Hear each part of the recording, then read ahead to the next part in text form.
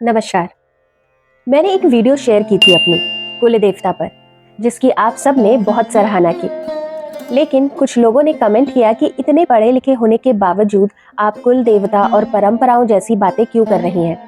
क्या ये अंधविश्वास नहीं है? तो सोचा, चलिए आज इसी का जवाब देने की कोशिश करते हैं। आपके क्या विचार है इस वीडियो के एंड में मुझे कमेंट करके जरूर बताइएगा।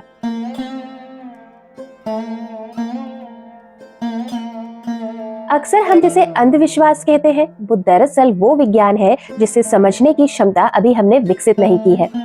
पहले ये समझना जरूरी है कि अंधविश्वास और अनुसंधान में फर्क क्या है।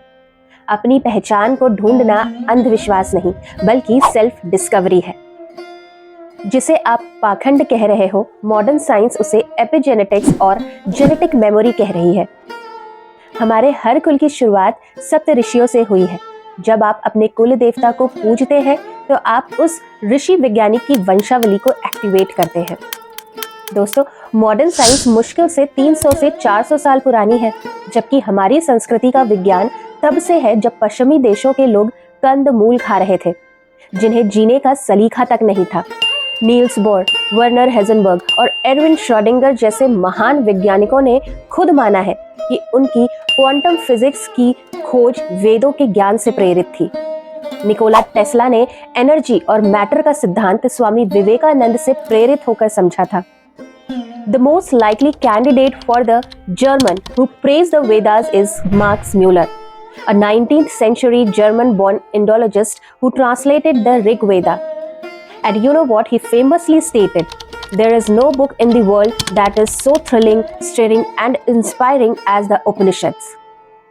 अगर ये सब पाखंड है, तो फेसबुक और एप्पल के फाउंडर्स नैनीताल के पास नीम करोली बाबा के चरणों में क्या लेने आए थे? वही नीम करोली बाबा जी इसी संस्कृति का हिस्सा थे जिसे आप अंधविश्वास कह रहे हो। उन्होंने वहां से वो विजन लिया जो सिलिकॉन वैली की लैब नहीं दे सकी, जो इस मिट्टी के एक संत ने उन्हें दिया। कुछ लोगों का यह भी कहना है कि पाखंड की वजह से देश गुलाम हुआ। जी नहीं, देश गद्दारों की वजह से गुलाम हुआ था।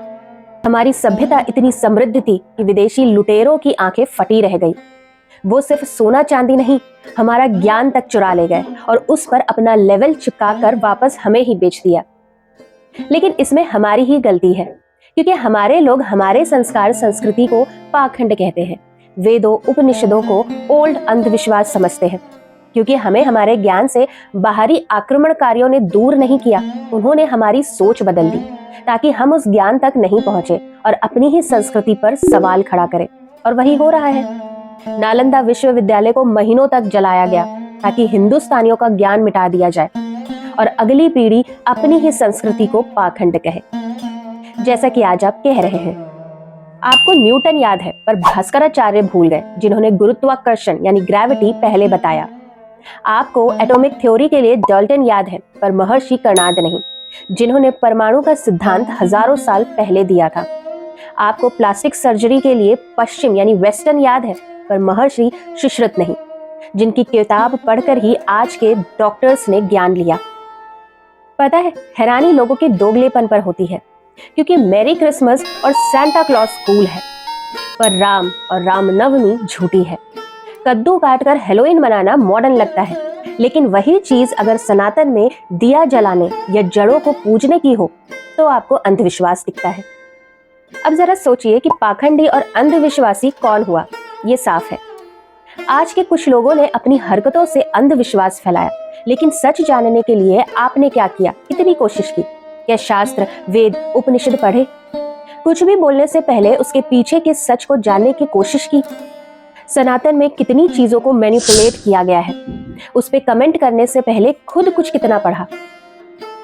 जिन क्रांतिकारियों ने देश आजाद कराया, वो भी इसी संस्कृति और गीता पर हाथ रखकर लड़ रहे थे। आज अंधविश्वास का भ्रम फैलाने वाले बहुत हैं, पर आप वो ज्ञान मत लो जो अंग्रेज छोड़ गए, वो लो जो हमारे ऋषियों ने दिया है। जड़ें रहेंगी तभी फल मिलेगा। अपनी संस्कृति को साइंटिफिक तरीके से समझना शुरू करिए, उसका असली मतलब खुद जानने की कोशिश करो, तभी वैसे ही ग्रो कर पाओगे जैसे आज डेवलप्ड कंट्रीज कर रही हैं। बल्कि उसका मजाक मत उड़ाओ, उसका मजाक उड़ाकर अपनी अज्ञानता का सबूत मत दे। शिक्षा का मतलब अपनी जड़ों को काटना नहीं, बल्कि उन्हें और गहरा करना होता है। मैं पढ़ी लिखी हूँ, इसलिए अपनी संस्कृति की गहराई समझ पा रही हूँ, सिर्फ रट्टा मारकर उसे खारिज नहीं कर रही।